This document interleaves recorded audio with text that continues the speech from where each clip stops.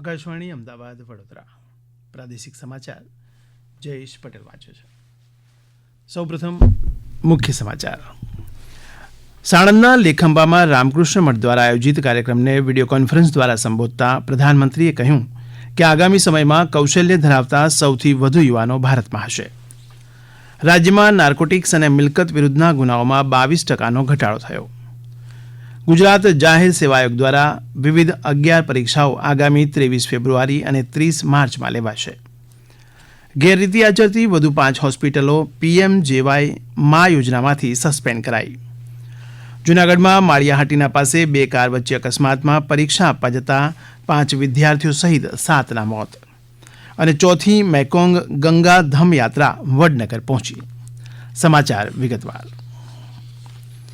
પ્રધાનમંત્રી નરેન્દ્ર મોદીએ સાણંદના લેખંબામાં રામકૃષ્ણ મઠ દ્વારા આયોજિત કાર્યક્રમમાં વર્ચ્યુઅલ માધ્યમથી સંબોધન કર્યું હતું કે આજે ભારત પોતાના જ્ઞાન, પરંપરા અને સદીઓ જૂના ઉપદેશોના આધાર પર આગળ વધી રહ્યું છે. તેમણે ઉમેર્યું હતું કે અમારો સંકલ્પ 1 લાખ તેજસ્વી અને ઉર્જાવાન યુવાનોને રાજકારણમાં લાવવાનો છે, જે 21મી સદીના ભારતીય રાજકારણનો નવો ચહેરો બનશે અને દેશનું ભવિષ્ય બનશે. તેમણે કહ્યું હતું કે આજનો યુવાન પ્રાચીન પરંપરાને આગળ વધારી રહ્યો છે. भारत की जनता अपने डेमोक्रेटिक हक के माध्यम से भारत में स्टेबल गवर्नमेंट के लिए वोट दे रही है. साथियों, भारत के इन पुरातन संस्कारों को हमारी डेमोग्राफी यानी युवा शक्ति आगे बढ़ा रही है. आने वाले अनेक सालों तक भारत दुनिया के सबसे युवा देशों में रहने वाला है. भारत में युवाओं का सबसे बड़ा पूल होने के साथ ही सबसे बड़ा स्किल्ड युवा वर्ग भी होगा. આ કાર્યક્રમમાં મુખ્યમંત્રી ભૂપેન્દ્ર પટેલે અમદાવાદ રામકૃષ્ણ મઠના ભોજનાલય, સંતાવાસ તેમજ પ્રાર્થના ખંડનું ઉદ્ઘાટન કર્યું હતું. રાજ્યમાં 100 કરોડથી વધુના ખર્ચે સ્વામી વિવેકાનંદ ટુરિસ્ટ સર્કિટનો વિકાસ થશે તેવી તેમણે જાહેરાત કરી હતી. રાજ્યમાં નાર્કોટિક્સ અને મિલકત વિરુદ્ધના ગુનાઓમાં 22%નો ઘટાડો થયો છે. આ ગુનાઓમાં રીઢા ગુનેગારોને નિયંત્રણમાં લાવવા અમલી કરેલા મેન્ટર પ્રોજેક્ટને પરિણામે મિલકત વિરુદ્ધના ગુનાઓમાં ઘટાડો થયો છે. મેન્ટર પ્રોજેક્ટ અંતર્ગત હવે 1 આરોપી સામે 1 પોલીસ મેન્ટર એમ 6500 રીઢા આરોપીઓનું ડેલી સર્વેલન્સ કરવામાં આવશે તેવી જાહેરાત રાજ્યના પોલીસ વડા વિકાસ સહાયે કરી છે. આરોપી ફરીથી કોઈ ગુનો ન કરે તે સતત વોચ રાખવી અને આ આરોપીઓ ગુનાનો રસ્તો છોડી સકારાત્મક પ્રવૃત્તિમાં જોડાય તેવા પ્રયત્નો કરવાની મેન્ટરની મુખ્ય જવાબદારી સોંપાશે.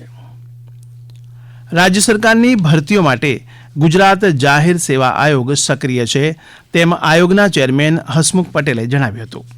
તેમણે ઉમેર્યું હતું કે ભરતી પ્રક્રિયા સરળ બનાવવામાં આવી છે. આગામી 11 પરીક્ષાઓ 23 ફેબ્રુઆરી અને 30 માર્ચમાં લેવાશે. તેમણે કહ્યું હતું કે આરોગ્ય વિભાગની ભરતી પણ ટૂંક સમયમાં થશે. ભરતીની પ્રક્રિયા સારી રીતે થઈ શકે અને ઝડપથી થઈ શકે એ માટેના આપણે પ્રયત્નો કર્યા છે. કારણ કે આયોગ પાસે ઘણી બધી ભરતીઓ છે જે આરોગ્ય વિભાગની આપણે ભરતી જાહેરાતો બહાર પાડેલી છે. એમાં લગભગ 2800 જેટલી જગ્યા છે. પ્રાથમિકતાના ધોરણે કરવાની હોવાથી આયોગ સતત એમાં વ્યસ્ત છે. એની વચ્ચે બધી ભરતીઓ ઝડપથી થાય એ માટે આ પ્રક્રિયા અપનાવવામાં આવી છે અને આવનારા સમયમાં પણ એ જ રીતે કરવામાં આવશે.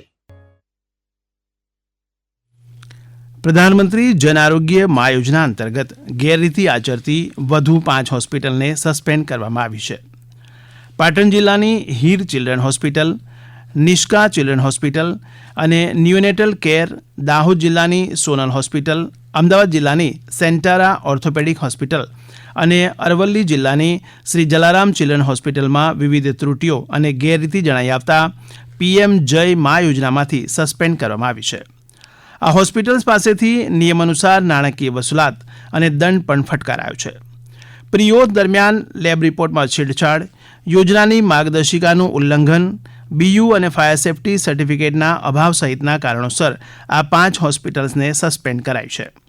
આ અગાઉ ગેરરીતિ બદલ ગત અઠવાડિયામાં રાજ્યની કુલ 5 એમ પેનલ હોસ્પિટલ અને 2 ડોક્ટરને સસ્પેન્ડ કરાયા હતા. આ સમાચાર આપ આકાશવાણીના અમદાવાદ વડોદરા કેન્દ્ર પરથી સાંભળી રહ્યા છો. આ સમાચાર આપ અમારી YouTube channel AIR news Gujarat પર પણ સાંભળી શકશો. વધુ સમાચાર માટે આપ અમારા x handle AIR news Gujarat _ABAD ને ફોલો કરી શકશો. રાષ્ટ્રપતિ દ્રૌપદી મુર્મુ 11 ડિસેમ્બરે નવી દિલ્હીમાં રાષ્ટ્રીય પંચાયત પુરસ્કાર વિજેતાઓનું સન્માન કરશે, જેમાં રાજ્યના પંચમહાલ જિલ્લાના ઘોગંબા તાલુકાના વાવકુલી ગામને સુશાસન શ્રેણીમાં રાષ્ટ્રીય પંચાયત પુરસ્કાર અપાશે. વહીવટદાર રાજેન્દ્રકુમાર કાળુભાઈ પગી ગામ તરફથી આ એવોર્ડ સ્વીકારશે. વહીવટદાર RK પગીએ વધુમાં આ એવોર્ડ માટેની જે કામગીરી કરવામાં આવી હતી તેની વિગતો આપી હતી.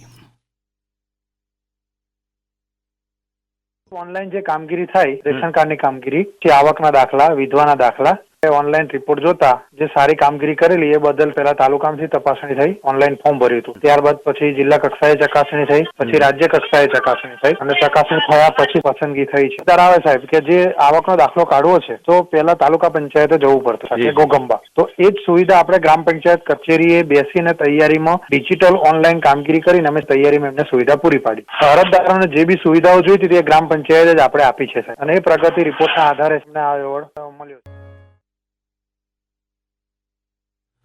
જૂનાગઢ જિલ્લાના માળિયાહાટીના તાલુકા પાસે આજે સવારે જેતપુર સોમનાથ હાઈવે પર 2 કાર સામસામે અથડાતા 7 વ્યક્તિના મોત થયા હતા. ભંડુરી પોલીસ સ્ટેશનના સૂત્રોના જણાવ્યા અનુસાર એક કાર વિરુદ્ધ સાઈડે આવતી હોવાને કારણે આ અકસ્માત સર્જાયો હતો.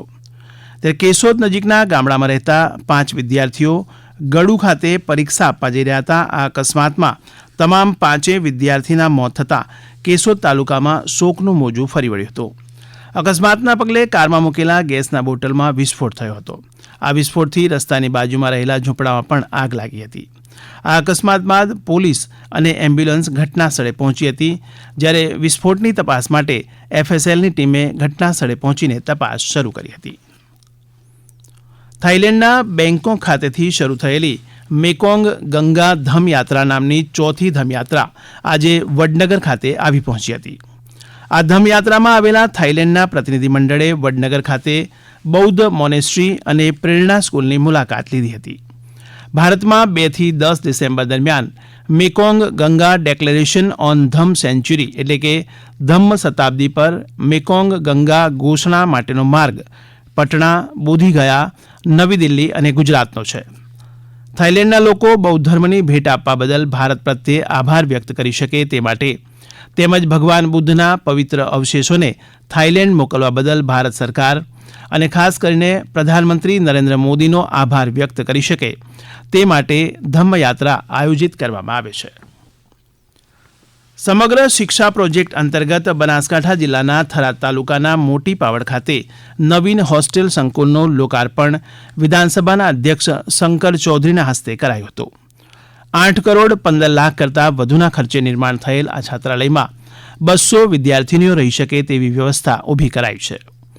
આ ઉદ્ઘાટન પ્રસંગે વિધાનસભાના અધ્યક્ષે કહ્યું હતું કે છેવાડાના ગામની દીકરીઓ આજે ડોક્ટર, વકીલ સહિત અનેક વિવિધ ફિલ્ડમાં આગળ વધીને પોતાના પરિવાર અને સમાજનું નામ રોશન કરતી થઈ છે. તેમણે કહ્યું કે શિક્ષણ એટલે માત્ર પુસ્તકીય જ્ઞાન નહીં, પરંતુ વ્યક્તિનો સર્વાંગી વિકાસ છે. શિક્ષણ અને વ્યસન મુક્તિનો સંદેશ ફેલાય તે માટે તેમણે ભાર મૂક્યો હતો. ભ્રષ્ટાચારને નાબૂદ કરવા ટીમવર્કથી અને ક્યાંય કોઈ ખચકાટ વિના કામગીરી કરવા મુખ્યમંત્રીએ ACBને આહવાન કર્યું છે. તેમણે ઉમેર્યું હતું કે ભ્રષ્ટાચાર સામેની લડાઈમાં રાજ્ય સરકાર તમારી પડખે રહેશે. મુખ્યમંત્રી ભૂપેન્દ્ર પટેલના અધ્યક્ષસ્થાને મુખ્યમંત્રીએ ગાંધીનગરમાં યોજાયેલા આંતરરાષ્ટ્રીય લાંચ રૂશ્વત વિરોધી દિવસ પ્રસંગે ભ્રષ્ટ વાતાવરણને તોડવા સરકારનો સંકલ્પ વ્યક્ત કર્યો હતો. આ પ્રસંગે ગૃહ રાજ્યમંત્રીએ કહ્યું હતું કે સમાજના ગરીબ અને સામાન્ય વર્ગના નાગરિકોને ન્યાય અપાવવાનું અને માનવતાનો ધર્મ અદા કરવાનું કાર્ય ACB કરી રહી છે.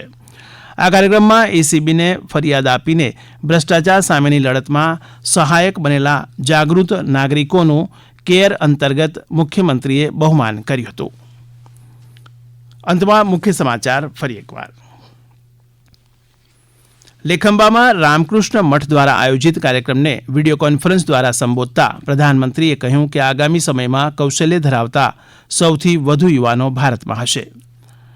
રાજ્યમાં નાર્કોટિક્સ અને મિલકત વિરુદ્ધના ગુનાઓમાં 22% ઘટાડો થયો. ગુજરાત જાહેર સેવા આયોગ દ્વારા વિવિધ 11 પરીક્ષાઓ આગામી 23 ફેબ્રુઆરી અને 30 માર્ચમાં લેવાશે. ગેરરીતિ આચરતી વધુ 5 હોસ્પિટલો PMJY મા યોજનામાંથી સસ્પેન્ડ કરાઈ. જૂનાગઢમાં માળિયાહાટીના પાસે 2 કાર વચ્ચે અકસ્માતમાં પરીક્ષા આપવા જતા 5 વિદ્યાર્થીઓ સહિત 7ના મોત અને ચોથી મેકોંગ ગંગા ધમયાત્રા વડનગર પહોંચી. આકાશવાણીના અમદાવાદ વડોદરા કેન્દ્ર પરથી પ્રાદેશિક સમાચાર પૂરા થયા.